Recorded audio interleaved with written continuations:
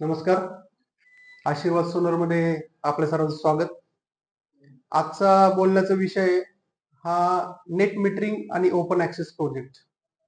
Net metering म्हणजे ज्या प्रोजेक्टची कॅपॅसिटी ही 1000 किलोवॅट आणि त्यापेक्षा कमी असते असे प्रोजेक्ट आपण नेट मीटरिंगच्या अंतर्गत रूफवर करू शकतो. आणि या नेट मीटरिंगच्या अंतर्गत आता दोन पद्धतीने काम होतं. एक ग्रुप नेट मीटरिंग आणि एक व्हर्च्युअल नेट मीटरिंग. त्याबद्दल आपण आपल्या पुढच्या सेशनमध्ये डिटेलमध्ये बोलूया. आणि दुसरा प्रकार जो आहे तो ओपन ऍक्सेस प्रोजेक्ट.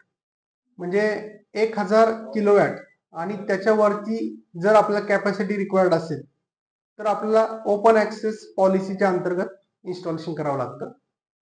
या केसमध्ये आपल्याला ग्राउंड माउंटेड प्रोजेक्ट करावा लागतो, की म्हणजे प्रोजेक्ट हा एका ठिकाणी इन्स्टॉल होतो आणि त्याचा वापर हा आपण आपल्या दुसऱ्या ठिकाणी जिकडे रिक्वायरमेंट आहे त्या ठिकाणी वापरू शकतो.